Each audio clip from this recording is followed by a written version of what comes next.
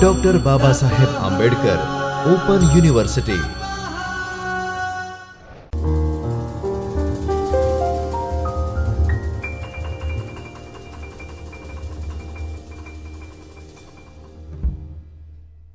नमस्कार, doctor Baba Saheb Ambedkar open university के चैतन्य studio में आप सभी का स्वागत है। मैं Neetu Singh, assistant professor in special education. आज का जो हमारा टॉपिक है वो बीएड स्पेशल एजुकेशन के paper SESV 01 assessment and identification of needs के block 3 suggestion and needs for visual impairment पे है, जो हमने पिछले क्लास में किया था।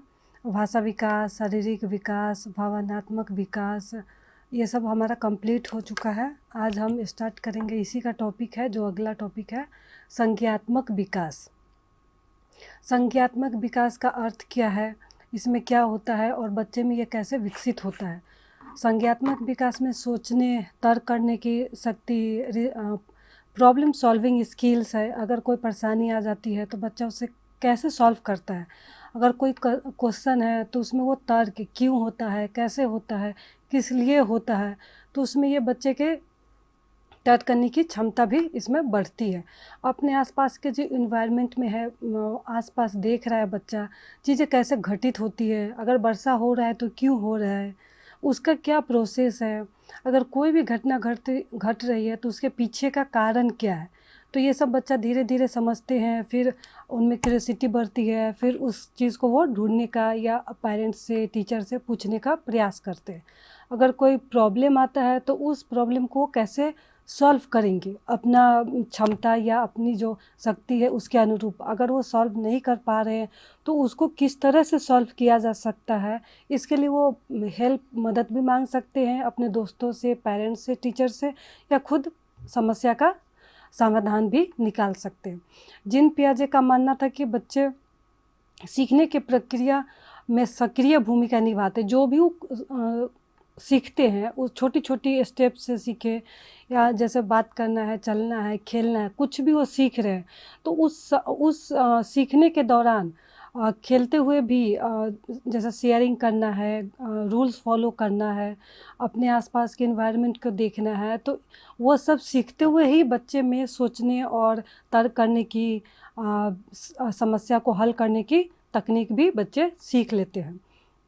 जैसा कि बच्चे अपने आसपास की दुनिया के साथ बातचीत करते हुए वो लगातार नया ज्ञान को देखते हैं। जैसे आजकल गूगल प्लेटफॉर्म है या यूट्यूब पे है, बहुत चीज़ें हम नहीं बच्चे को बता रहे हैं तो भी वो वहाँ से देख के सीख रहे हैं और मौजूदा ज्ञान का निर्माण करते हैं और नई जानकारी का समायोजित करते हैं। जो पहले से उनके अंदर जानकारी मौजूद है उसको भी, और जो नया वो जानकारी, इन्फॉर्मेशन कलेक्ट कर रहे हैं, वो सबको अपने अंदर अपनाते हैं, भरते हैं और फिर एक दूसरे से उसको जोड़ते भी हैं।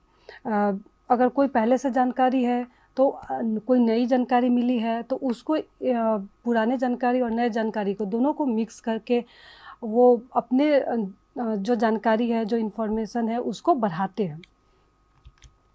जीन पियाजे के संज्ञात्मक विकास के जो सिद्धांत है वो 4 चरणों में विभाजित होते हैं। जो पहला है वो सेंसरी मोटर स्टेज है, जो 2 वर्ष तक चलता है। दूसरा है प्री ऑपरेशनल स्टेज, जो 2 से 7 वर्ष तक चलता है। तीसरा है कंक्रीट ऑपरेशनल स्टेज, जो 7 से 11 वर्ष तक चलता है।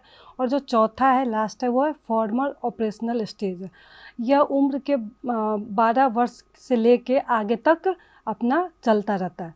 जीन पियाजे के जो थ्योरी है उसमें प्रारंभिक संज्ञात्मक विकास में क्रियाओं के आधार पर प्रक्रिया शामिल होती है और बाद में मानसिक क्रियाओं में परिवर्तन लेती है, जो आगे चल के होता है। तो हम पहले पहला पॉइंट देखते हैं, सेंसरी मोटर स्टेज, जो जन्म से 2 वर्ष तक चलता है। इस चरण में या इस स्टेज में क्या क्या होता है, जैसे प्रवृत्तियों और संवेदनाओं के माध्यम से दुनिया को जाना। जैसे बच्चा जन्म लिया, उसके बाद अपने आसपास के एनवायरनमेंट में क्या क्या उसके साथ हो रहा है, जो डेली रूटीन वर्क है या जो डेली एक्टिविटीज़, क्रियाएं होती है, उससे वो अपने आसपास के एनवायरनमेंट को जानने का प्रयास करता है, फिर जानने भी लगता है। जैसे इसमें चूसना है, जैसे शक करना है, अगर दूध पी रहा है बच्चा या कुछ हमको खिलाने का प्रयास कर रहे हैं तो पकड़ना है, होल्ड करना है, खिलौना पकड़ना है, जो ग्लास होल्ड करना है, देखने और सुनने जैसी क्रियाएं हैं वो इस टाइम बच्चा सीखता है और सीखने के बाद उसको करता भी है। किसी चीज़ को हमें देखना है तो कैसे देखेंगे, अगर कोई उसको आवाज़ दे रही है या बुला रहे हैं तो उस चीज़ को हमको ध्यानपूर्वक सुनना है। हर चीज़ बच्चा जन्म लेता है, उसके बाद उसको हर चीज़ सीखना पड़ता है, बोलने का, देखने का, चलने का, तो ये सारा इसमें आएगा। फिर जान की चीज़ें को तब मौजूद रहती है और उन्हें देखा नहीं जा सकता। बच्चे को ऐसा लगता है जो चीज़ हमारे सामने प्रेजेंट है, जो हम देख रहे हैं वो अभी है और उनके सामने से हटा दो तो वो वस्तु नहीं है, ऐसा बच्चे को महसूस होता है। जैसे कई बार आप लोगों ने नोटिस किया हो कि बच्चा के सामने अगर उसकी मदर है, बैठी है तो उसको लगता है कि है, अगर मदर दूसरे कमरे में चले जाए तो बच्चे को लगता है कि मम्मी नहीं है और वो ज़ोर ज़ोर से रोने लगता है कि उसके पास आ जाए। मतलब उसके नज़र के सामने है तो वो चीज़ उपस्थित है, नज़र के सामने नहीं है तो उपस्थित नहीं है, ऐसा बच्चे को महसूस होता है। ऐसा करें कि वे लोगों और उनके आसपास की वस्तुओं से अलग प्राणी है। जैसे अगर उनके सामने से हट गया तो या कोई नया चीज़ उनके जानकारी में आया तो उनको लगता है उनके आसपास की जो इन्वायरमेंट है उसकी चीज़ें नहीं है, कहीं और से या दूसरी वस्तुएं हैं। तो धीरे धीरे बच्चे का जो चीज़ों के बारे में जानने का है, पहले 2-3 आइटम्स जानते हैं बच्चे, फिर उसमें और इंक्लूड होते रहता है, और चीज़ों के बारे में जानना शुरू करते हैं। फिर है ये समझे कि उनके कार्यों से उनके आसपास की दुनिया में चीज़ें घटित हो रही है, जो भी वो कार्य करते हैं उसके हिसाब से ही जो चीज़ें हैं वो घटित भी होती है। फिर दूसरा है प्री ऑपरेशनल स्टेज। ये उम्र 2 वर्ष से 7 वर्ष तक चलता है। इसमें क्या क्या होता है वो देख लेते हैं। पहला है प्रतीकात्मक रूप से सोचना शुरू करते हैं बच्चे और वस्तुओं का प्रतिनिधित्व करने के लिए शब्दों और चित्रों का यहाँ पे उपयोग किया जाता है। जैसे अगर हम बच्चे को कुछ सिखा रहे हैं कि ये एप्पल है या सेब है तो उसका पिक्चर भी दिखा रहे हैं या लाइव उनके सामने रख के हम एप्पल का मॉडल ही दिखा रहे हैं, सच का ही सेब उनके सामने रख दिया, या वेजिटेबल्स बता रहे हैं, आलू, प्याज, बैंगन, तो उस तरह से बच्चे को हम वो चीज़ें भी देते हैं और उसका नाम भी बताते हैं, फिर बच्चे उसको सीखते हैं। तो यहाँ पे पिक्चर का, मॉडल का, ये सब का इस्तेमाल हम कर सकते हैं। दूसरे के नज़रिए से चीज़ों को देखने के लिए अहंकारी और संघर्ष करने के लिए प्रवृत्ति होता है इस एज में। फिर है भाषा और सोच के साथ बेहतर होता जाता है। जैसे जैसे बच्चे बढ़ते जाते हैं उनका जो वोकैबुलरी है वो भी बढ़ता जाता है, लेकिन फिर भी बहुत ठोस शब्दों में सोचने लगता है। जैसे कंक्रीट या उपस्थित है ऐसा बच्चा सोचने लगते हैं। फिर तीसरा है कंक्रीट ऑपरेशनल स्टेज। ये 7 वर्ष से 11 वर्ष तक चलता है। इसमें जो होता है वो पहला है यथार्थ घटनाओं के बारे में तार्किक रूप से सोचना शुरू करते हैं। जो चीज़ उपस्थित है या हम जिसको देख रहे हैं उसमें अगर कोई घटित होता है तो उसका जो वाई, हाउ, वेन, ये सब बच्चे उसमें जानने का प्रयास करते हैं। फिर है संरक्षण की अवधारणा को समझना शुरू करते हैं। उदाहरण के लिए जैसे हमने ग्लास में पानी डाला है तो उस ग्लास में कितना पानी है, ग्लास भरा हुआ है या पूरा है या आधा है, तो वो उस चीज़ को अनुभव करते हैं, एक्सपीरियंस करते हैं और खुद करके प्रयास भी करते हैं। जैसे अगर हम प्लेट में पानी रख दिए तो वो फैल जाएगा, ग्लास में रखेंगे तो वो लंबे की तरह रहेगा। तो कितना मात्रा और जो बर्तन है या उस सामान में है तो हम रख रहे हैं तो उसमें आएगा कि नहीं आएगा, ये बड़ा है, ये छोटा है, ये पतला है, ये मोटा है, ये सब जानकारी बच्चे इसे इसमें प्राप्त करते हैं। सोच अधिक तार्किक और संगठित हो जाती है, लेकिन फिर भी बहुत ठोस होती है। आगमन विधि से तर्क का उपयोग करना शुरू करते हैं और फिर विशिष्ट जानकारी से सामान्य सिद्धांत तक तर्क कर सकते हैं। जैसे कुछ चीज़ें तो हम बच्चे को बताते हैं और कोई उनको नया जानकारी है या कोई अलग से जानकारी मिला है, उसके जो सिद्धांत है, जो प्रिंसिपल्स है, उसके अनुसार भी वो तर्क करने का प्रयास करते हैं। फिर चौथा है फॉर्मल ऑपरेशनल स्टेज। यह 12 वर्ष की आयु से हमारे आगे के वर्षों तक चलता है। इसमें जो बच्चे सोचते हैं या देखते हैं, तो इसमें बच्चा जो अमूर्त रूप में सोचना शुरू करता है, जो काल्पनिक है, जो चीज़ नहीं है, जिसका कोई आकार नहीं है, शेप नहीं है, साइज़ नहीं है, तो उसके बारे में भी बच्चे सोचते हैं और कल्पना करके उस समस्याओं के बारे में उसका सॉल्यूशन भी निकालते हैं। जैसे कहानी कई बार हम पढ़ते हैं तो कहानी में पिक्चर या विजुअल नहीं होता है, लेकिन हम अपने दिमाग में अपने कल्पना शक्ति से हम आकार बनाते हैं कि कहानी के हिसाब से कि ये इसका मुख्य किरदार है, ये ऐसा दिखने में लगता होगा या ऐसे ये आगे की घटना घटित हुई होगी। फिर है नैतिक, दार्शनिक, सामाजिक और राजनीतिक मुद्दों के बारे में अधिक सोचना शुरू करते हैं। जैसे जैसे देखते हैं तो उनके बारे में जानने भी लगते हैं, फिर सोचने भी लगते हैं, फिर उसमें समझने भी लगते हैं, जिसके लिए सैद्धांतिक और अमूर्त तर्क की आवश्यकता होती है। तर्क का उपयोग करना शुरू करते हैं या सामान्य सिद्धांत से विशिष्ट जानकारी तक तर्क करते हैं।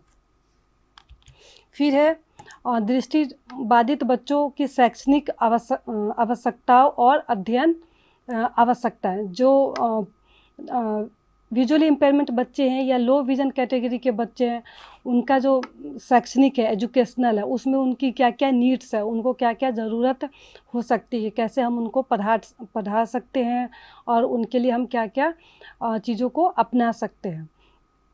जैसे जो वीआई बच्चे हैं वो नॉर्मल जो पाठ्यक्रम है, करिकुलम है, वही फॉलो करते हैं जो सामान्य बच्चों के लिए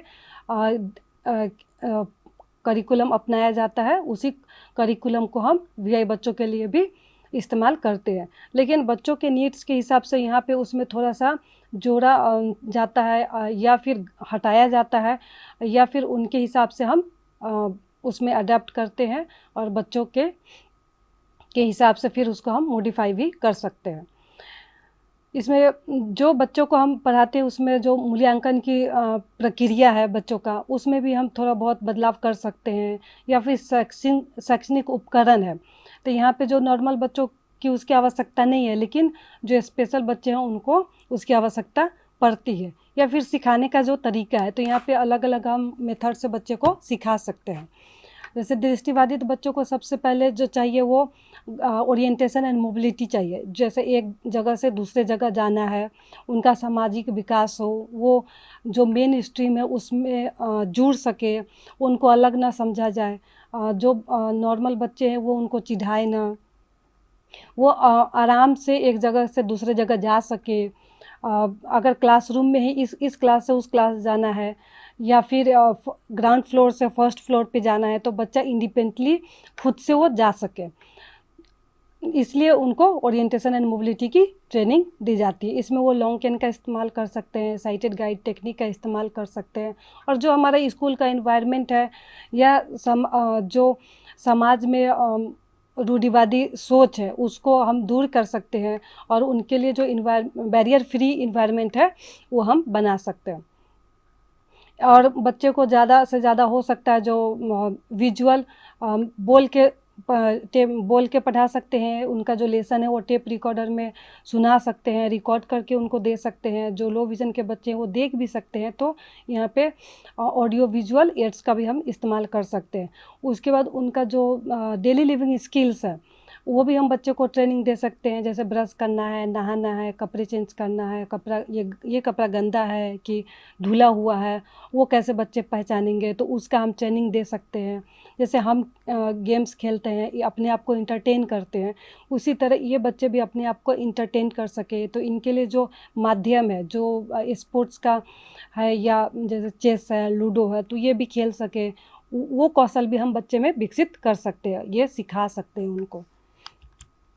फिर यह छात्र हमारे समाज का हिस्सा है, वो हमारे समाज का हिस्सा है, हम उनको अपने समाज से अलग नहीं कर सकते, या हमें अलग समझना भी नहीं चाहिए। जैसे हम और आप है उसी तरह ये बच्चे भी है, तो उन्हें भी शिक्षा का अधिकार है। सरकार भी बहुत सारा प्रयास कर रही है इन बच्चों को, ताकि इनको नज़रअंदाज न किया जाए और इनका भी एजुकेशन इनको आसानी से और इनका अधिकार है तो मिल सके। तो इन सब चीज़ों पे सरकार भी बहुत सारा जो रणनीतियाँ है वो बनाई है, लागू भी है, बच्चे को मिल भी रहा है। इसमें हमें भी सहयोग देने की ज़रूरत है। इसके अलावा समावेशी शिक्षा में दृष्टिबाधित बच्चों को उचित दिशा निर्देशात्मक वितरण के लिए आवश्यक जो शैक्षणिक प्रावधान है और समर्थन सेवाओं पर प्रकाश डाला गया है। जो समावेशी शिक्षा है वो है जो सामान्य स्कूल में नॉर्मल बच्चों के साथ ही इन बच्चों को भी पढ़ाना है। पहले था कि हम इन बच्चों को अपने समाज से अलग रखते थे, या उसके बाद हुआ कि इनके लिए अलग ही व्यवस्था की जाए स्पेशल स्कूल में। लेकिन अब ये है कि हमें इन बच्चों को अपने साथ ही मेन स्ट्रीम में ही जो रेगुलर स्कूल है उसमें ही इनको पढ़ाना है, और जो नॉर्मल क्लास है उसी में पढ़ना है बच्चों को। और इसके लिए स्पेशल टीचर की और काउंसलर की ये सब की व्यवस्था स्कूल वाले करेंगे। और समावेशी शिक्षा के अंदर इन बच्चों को जो नॉर्मल चाइल्ड है उनसे अलग नहीं समझना है, एक ही क्लासरूम में पढ़ाना है। जो पार्टिसिपेंट स्कूल का जो कल्चरल एक्टिविटीज़ है उसमें भी इन बच्चों को पार्टिसिपेट करवाना है, भाग लेने देना है। ये नहीं कि तुम नहीं कर पाओगे या नहीं करना है तो इन बच्चों को छोड़ दे, ऐसा नहीं करना है। समावेशी शिक्षा सीखने की बाधाओं को सीमित करने और हटाने, जो व्यक्तिगत छात्रों की ज़रूरत है उसको समझने और उनकी क्षमता को स्वीकार करने कि वो बच्चा भी कर सकते हैं।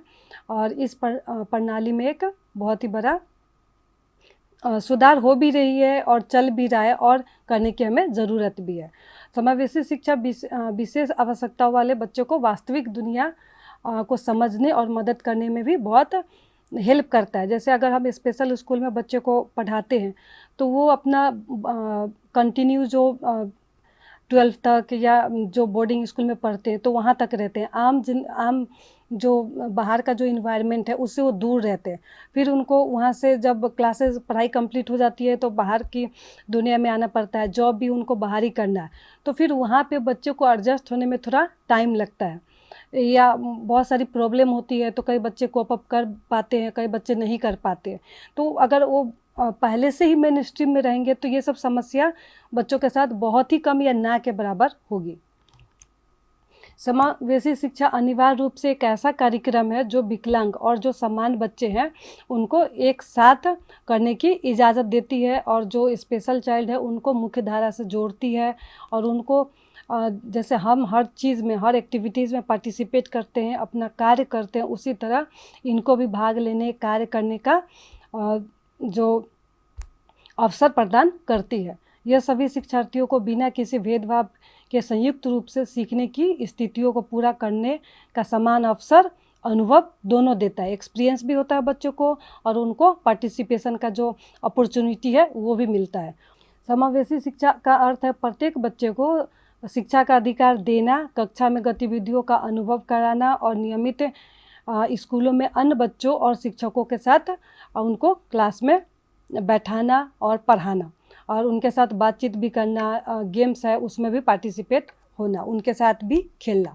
तो इसके लिए हमें जो नॉर्मल बच्चे हैं उनको भी इन चीज़ों के बारे में बताना पड़ेगा, उनमें भी अवेयरनेस लानी पड़ेगी। फिर अध्ययन आवश्यकता, जो वीआई बच्चे हैं उनके लिए जो लेखन उपकरण है, बच्चे को हम कैसे पढ़ाएंगे। जैसे जो वीआई बच्चे हैं वो ब्रेल लिपि से पढ़ते हैं। हम जो ABCD या हिंदी में जो क ख का ये सब सीखते हैं उसका सारा का ब्रेल फॉर्मेट आता है। ब्रेल में जो डॉट्स होते हैं, 6 डॉट्स से ये ब्रेल बनते हैं। ब्रेल विधि का इन्वेंशन लुइस ब्रेल ने किया था।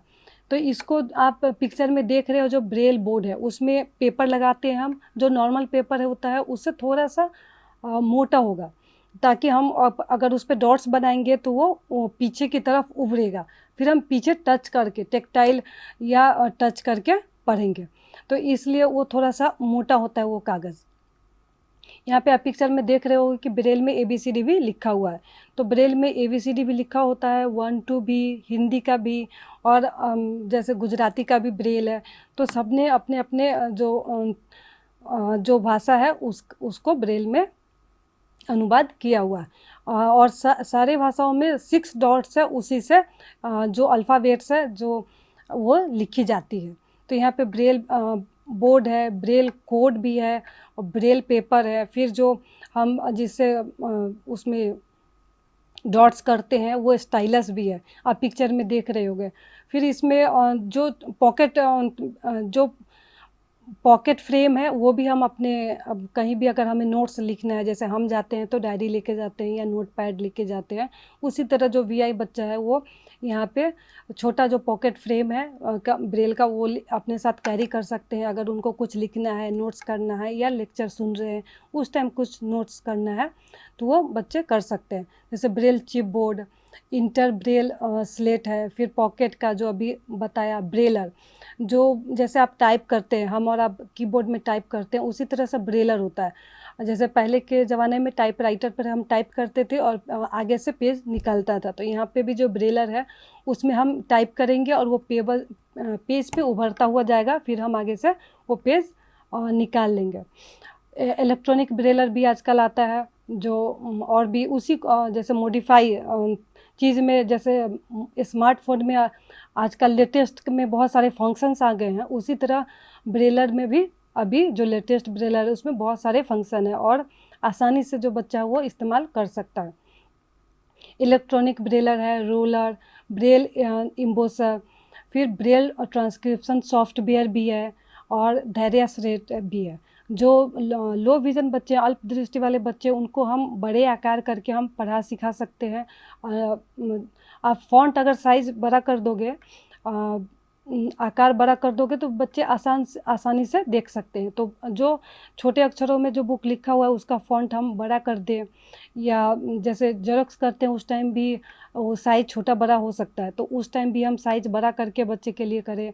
जो बुक्स उपलब्ध है उसको हम बिग प्रिंटेड में अगर कर दें तो बच्चा आसानी से पढ़ सकते हैं। फिर है पढ़ने के उपकरण, इसमें पाठ्य पुस्तक है जो अभी जो बिग प्रिंटेड बुक्स है उसका इस्तेमाल कर सकते हैं, या फिर जो हैंड मैग्नीफायर ग्लास है तो उसका भी सहायता ले सकते हैं। अगर छोटा ही लिखा हुआ है लेकिन मैग्नीफाइंग ग्लास का अगर बच्चा इस्तेमाल कर रहा है तो उससे उसको अक्षरे बड़े दिखेंगे, तो उसका हम इस्तेमाल कर सकते हैं। टेप रिकॉर्डर है, जैसे अगर कोई लेक्चर है उसको बच्चा रिकॉर्ड करके बाद में भी सुन सकता है, अपने आवश्यकता या नीड्स के हिसाब से वो कई बार सुन सकता है। जैसे हम लेक्चर को आजकल तो बहुत सारी फैसिलिटी है, तो लेक्चर रिकॉर्डेड करके हम बार बार सुनते हैं अगर उसको एक बार में समझ में ना आए तो सीडी प्लेयर है, डेजी प्लेयर है, मैग्नीफाइंग ग्लास है, सीसीटीवी है, फिर वीडियो मैग्नीफायर है, एलईडी है और रीडिंग मशीन भी है। रीडिंग मशीन में है कि आपको पिक्चर में भी दिख रहा होगा कि रीडिंग मशीन है, उसके नीचे आप बुक रख दो या फिर न्यूज़पेपर कुछ भी, तो वो अपने जो उसमें टेक्नोलॉजी है उसके द्वारा वो उसको उस पे स्क्रीन पे चलेगा और वो आपको बोल के बताएगा। जैसे आप मोबाइल में सुनते हो वो बोल के बताता है, उसी तरह यहाँ पे जो रीडिंग मशीन है वो आपको क्या लिखा हुआ है बुक में, मैगजीन में, पेपर में, वो सारा आपको बोल के बताएगा। और इसमें फिर भाषा के हिसाब से भी है, आप इंग्लिश में सुनना चाहो, हिंदी में, गुजराती में, तो उस हिसाब से भी आप सुन सकते हो। फिर उसमें जैसे बच्चे को हमको शेप एंड साइज़ बताना है तो यहाँ पे हम टेक्टाइल बना सकते हैं और ब्रेल में लिख सकते हैं। जैसे एक बुक में तारा बनाया हुआ है, प्रोटेक्टर है, फिर ट्रायंगल है, तो वहाँ पे हम बच्चे को ब्रेल में लिख के वहाँ पे टैग कर सकते हैं और जो साइज़ हमने बनाया है उसके ऊपर मोटा धागा चिपका देंगे तो वो उभरा हुआ हो जाएगा, तो बच्चा उसको टच करके उसका साइज़ पता कर सकता है। फिर ब्रेल में भी लिखा हुआ बुक है, आप देख रहे हो स्क्रीन पे। फिर उसके बाद जैसे हम छोटे स्टोरी बच्चे के लिए जो 1-2 में बच्चे पढ़ते हैं उनको हम अगर एट्रैक्टिव बनाना है, छोटा स्टोरी करना है, तो उस स्टोरी का जैसे ऊपर आपको दिख रहा होगा कि उसके हिसाब से मॉडल चिपका सकते हैं, ब्रेल में भी लिख सकते हैं, और जो लो विज़न बच्चे हैं उनके लिए हम आकार बड़ा करके भी लिख सकते हैं, तो इससे भी उनको अट्रैक्टिव लगेगा तो भी बच्चा उसको पढ़ेंगे। फिर है गणित उपकरण, मैथ्स से रिलेटेड है, जैसे टेलर फ्रेम है। टेलर फ्रेम में हम बच्चे को अलजेब्रा सिखाते हैं, ज्योमेट्री सिखाते हैं। अवेकस है, अवेकस आप लोग देखा ही होगा, इसमें 1-2 या मल्टीप्लाई, एडिशन, सब्सट्रैक्शन और डिवीज़न भी होता है, तो अवेकस के द्वारा हम सिखा सकते हैं। फिर अंक गणित खुट्टी है जो आपको नीचे दिख रहा होगा, जो उसमें धागे का या फिर रबर का हम इस्तेमाल करते हैं। जैसे ग्राफ बनाना हो तो वहाँ पे हम धागे या रबर का हम इस्तेमाल कर सकते हैं, उसके हिसाब से बच्चा उसको टच करके और उभरा हुआ बनाएंगे तो उसको आसानी से पता चलेगा। फिर टॉकिंग कैलकुलेटर है, जैसे कैलकुलेटर अगर हमें इस्तेमाल करना है मल्टीप्लाई, डिवीज़न, सब्सट्रैक्शन, एडिशन के लिए, तो उसमें बोल के बताएगा, तो उससे बच्चा सीख सकता है। फिर ज्योमेट्री किट है, जो नीचे आप स्केल देख रहे हो, और प्रोटेक्टर है, कंपास है, तो ये सब में उभरा हुआ है, ब्रेल में लिखा हुआ है और उभरा हुआ है, तो बच्चा उसको टच करके कितना सेंटीमीटर, हमको कितना इंच का या सेंटीमीटर का लाइन खींचना है, वो बच्चा सीख सकता है। ये स्केचिंग डिवाइस है, जैसे हम कुछ स्केच बनाते हैं, तो आप यहाँ पे देख रहे हो, हाथ दिखा रहा होगा, तो वो स्केच जो बनाते हैं वो उभरा हुआ होता है, तो कैसा हम बना रहे हैं, ड्राइंग बच्चा कैसा कर रहा है, क्या बना रहा है, तो वो टच करके फील कर सकता है कि वो किस तरह से बना रहा है।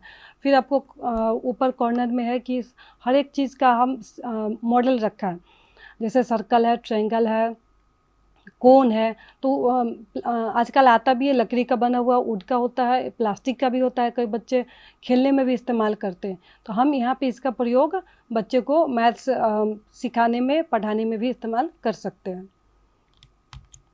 फिर है अल्प दृष्टि के प्रभाव और अल्प दृष्टि वाले बच्चों की ज़रूरतें। इसमें है कि जो लो विज़न कैटेगरी के जो बच्चे हैं, उनमें हम चश्मा का, कॉन्टैक्ट लेंस का, या सर्जरी से जो नहीं ठीक हो पा रहा है, वो इसका कॉन्टैक्ट लेंस का इस्तेमाल कर रहा है बच्चा, ग्लासेस, चश्मे का भी इस्तेमाल कर रहा है, लेकिन वो एक जगह पे वो दृष्टि है वो सीमित हो जाती है, तो जितना है उतना ही रहेगा वो इस्तेमाल करते हुए भी। तो इसमें क्या क्या बच्चे को परेशानी होती है, निम्न दृष्टि के सबसे सामान्य प्रकार जो है, इसमें बच्चे को हो सकता है जो केंद्रीय सेंट्रल विजन लॉस हो सकता है, कि बीच का बच्चे को नहीं दिख रहा है, इधर लेफ्ट और राइट का दिख रहा है, लेकिन बीच का बच्चे को नहीं दिख रहा है, उसको देखने में परेशानी हो रही है। तो भी बच्चा अगर कोई पूरा चीज़ नहीं देख पा रहा है, साइड दोनों बगल का देख रहा है और बीच का नहीं देख रहा है, तो वो कंप्लीट ही नहीं हो पाएगा, क्योंकि वो पिक्चर कंप्लीट नहीं देख पा रहा है, तो समझेगा ही नहीं कि क्या चीज़ का बना हुआ है, वहाँ पे क्या बता रहे हैं। फिर दूसरा हो सकता है कि बच्चे का जो साइड विजन लॉस है वो हो सकता है, जैसे किसी एक साइड का नहीं दिख रहा है, या फिर दोनों साइडों का ही नहीं दिख रहा है। फिर कम रोशनी में नहीं दिखना, या फिर शाम होने के बाद जो नाइट ब्लाइंडनेस बोलते हैं हम, नहीं दिखना, ये परेशानी भी लो विज़न बच्चों में हो सकती है। फिर है कि ये सब होने के बाद, जैसे चश्मा, कॉन्टैक्ट लेंस बच्चा इस्तेमाल कर रहा है, तो भी उनको हमेशा धुंधला ही दिखता है, साफ नहीं दिखाई देता है, ये दिक्कत हो सकती है। फिर इनके लक्षण क्या क्या, जैसे वाइट बोर्ड या ब्लैक बोर्ड पे कुछ लिखा हुआ है, क्लासरूम में है बच्चा, तो वो देखने में सक्षम नहीं है, तो हम बच्चे को फर्स्ट बेंच पे बैठने को उसका व्यवस्था कर सकते हैं, बैठवा सकते हैं। पढ़ने में परेशानी हो सकती है, या बच्चा खुद हेजिटेट कर रहा है, या पार्टिसिपेट नहीं लेना चाहता, या कोई बच्चा उनको ताने दे रहा है, या फिर चिढ़ा रहा है कि तुमसे नहीं होगा, तुम तो ठीक से देख भी नहीं पाते हो, तो इस वक्त हमें बच्चे को मोटिवेट करने की ज़रूरत है, और उनको कक्षा में भाग लेने के लिए प्रोत्साहित करना है। वस्तुओं पर ध्यान केंद्रित करने या उनका अनुसरण करने में सक्षम नहीं हो पाते हैं, जैसे लाइन बाय लाइन लिखा जा रहा है, तो वो उस लाइन को फॉलो नहीं कर पा रहा है बच्चा। अक्सर बच्चों को स्क्वेंट या फिर जो भेंगापन होता है, वो बच्चों की आंखों में दिखाई दे सकता है, या फिर अपने सर को ऊपर नीचे करके देखने का प्रयास करते हैं, अगर उनको अच्छे से नहीं दिखाई पड़ता है, या फिर बच्चा अपना आँख को हमेशा कंटिन्यू रगड़ता रहेगा, ताकि उनको ऐसा एक्टिविटीज़ लगता है कि हम अगर रगड़ेंगे तो अच्छे से दिखाई देने लगेगा। फिर आँख का लाल होना, या बहुत ज़्यादा प्रकाश है तो उसमें उनको अच्छा नहीं लगेगा, संवेदनशीलता हो जाता है प्रकाश के प्रति, तो वो ज़्यादा रोशनी में नहीं जाना चाहेंगे, या फिर किसी बच्चे को कम रोशनी से होता है, तो इसका भी हमें ध्यान रखना है। फिर अक्सर बच्चे चलते हुए टकरा जाते हैं, क्योंकि आगे का जो पोजीशन है वो ठीक से आइडेंटिफाई नहीं कर पा रहे, तो कई बार बच्चों को धक्का लग जाता है लोगों से, या फिर पिलर है तो उससे धक्का लग जाता है। अल्प दृष्टि वाले छात्रों को पढ़ने और सीखने के कुछ सुझाव शामिल हैं, जैसे अभी बात हुई थी कि बिग प्रिंटेड बुक्स वो हम उपलब्ध करवा सकते हैं बच्चों का, जो प्रिंट का है उसका फॉन्ट मोटा और बोल्ड कर सकते हैं, 16 to 18 बोल्ड टाइप हम कर सकते हैं, अगर हम खुद प्रिंट कर रहे हैं या प्रिंट ले रहे हैं तो। जो हम विजुअल में भी दिखा सकते हैं बच्चों को, ऑडियो विजुअल दोनों कि पिक्चर भी देख रहा है बच्चा और साथ में सुन भी रहा है। फिर रिकॉर्ड की वस्तुएं दिखा सकते हैं। फिर हम कोई चीज़ वस्तु को दिखा रहे हैं, बच्चों को मॉडल दे रहे हैं, ये पिक्चर दिखा रहे हैं और साथ में हम बता भी रहे हैं, मौखिक विवरण भी उसका दे रहे हैं। फिर छवियों को बड़ा करने के लिए माइक्रोस्कोप से जुड़े मॉनिटर का इस्तेमाल किया जा सकता है यहाँ पे। फिर उपयुक्त रंग कंट्रास्ट से बने फ्लैश कार्ड का इस्तेमाल किया जा सकता है। जैसे लाइट पे लाइट कलर अच्छा नहीं लगेगा, ब्लैक और वाइट का बहुत ही अच्छा कंट्रास्ट होता है ताकि जो लिखा है या बना है वो हमें बहुत ही अच्छे से साफ साफ दिखाई देता है। फिर चित्रों के साथ वाक्य का मिलान, जो हम पिक्चर दिखा रहे हैं बच्चों को, फोटो दिखा रहे हैं, उसके साथ जो हम बोल रहे हैं या जो वाक्य का प्रयोग कर रहे हैं वो मैच करता हुआ है। तो इस तरह से भी हम बच्चों को पढ़ा सकते हैं। इसमें लिखने के लिए जो पेपर का है, जो कागज़ है, जो पहला है वो चौड़ी काली रेखा वाला कागज़ होना चाहिए। उसमें जो लाइन का गैप है वो ज़्यादा होना चाहिए, जो नॉर्मल कॉपी में होता है उससे थोड़ा ज़्यादा होना चाहिए, ताकि बच्चे को आसानी से उसमें अल्फ़ाबेट्स लिखने में परेशानी ना हो। और ये भी हमको देखना है कि बच्चा जो खुद लिख रहा है वो खुद पढ़ पा रहा है कि नहीं पढ़ पा रहा है, ये भी हमें चेक करना चाहिए टाइम टू टाइम। फिर बच्चे के लिए है पेन, जो पेन हम बच्चे को देंगे वो किस कलर का है, वहाँ पे भी हमको देखना है। अच्छे कंट्रास्ट वाले काले रंग का प्रयोग देना चाहिए हमें बच्चों को। फिर अगर पेंसिल दे रहे हैं तो वो 2B या 4B का होना चाहिए, जो काला हो, ज़्यादा डार्क हो और बच्चे जो लिखे वो आसानी से उनको दिखे। फिर हम यहाँ पे स्टैंड का इस्तेमाल कर सकते हैं। जैसे डेस्क पे बच्चे को रखने में तकलीफ़ हो रही है, परेशानी हो रही है, तो वहाँ पे हम ये स्टैंड ले सकते हैं, तो थोड़ा ऊंचा हो जाएगा तो बच्चे को अपना कॉपी रख के लिखने में आसानी होगी। ऐसा स्टैंड आप लोगों ने देखा होगा कई बार, जो डायरेक्टर या ऑफिसर होते हैं उनके कैबिन में टेबल पे रखा होता है, तो इस स्टैंड का भी हम इस्तेमाल कर सकते हैं। हस्ताक्षर लेखन, जो बीच में जितना जगह है उतने में ही बच्चे को लिखना है, तो इसका हम उसमें इस्तेमाल कर सकते हैं। फिर जो लैंप स्टैंड होता है उसका भी हम इस्तेमाल कर सकते हैं यहाँ पे बच्चों के लिए। टेबल लैंप का, अगर बच्चे को बाहर की रोशनी से दिक्कत हो रही है, सामने की रोशनी ही चाहिए पढ़ाई के लिए, तो उसका भी इस्तेमाल किया जा सकता है। बच्चों के बचे हुए दृष्टि को प्रभावी ढंग से उपयोग करने का किस तरह से उपयोग किया जा सकता है, तो 2 प्रकार का उपकरण का प्रयोग यहाँ पे किया जा सकता है। ऑप्टिकल एड्स है और नॉन ऑप्टिकल एड्स है। फिर हम ऑप्टिकल एड्स देख लेते हैं। ऑप्टिकल एड्स वस्तुओं को बड़ा और देखने में आसान बनाने के लिए किया जाता है। इसमें ग्लासेस ही होते हैं, इसमें लेंस या ग्लासेस होते हैं। इसमें सही ढंग से जो अपवर्तित चश्मा है, जो करेक्टिकल रिफ्रैक्टेड ग्लासेस है, जैसे आप और हम इस्तेमाल करते हैं। उसके बाद मैग्नीफाइंग स्पेक्टेकल्स है, फिर हैंड हेल्ड मैग्नीफायर्स है, फिर टेलीस्कोप है, दूरबीन, तो इसका इस्तेमाल हम कर सकते हैं।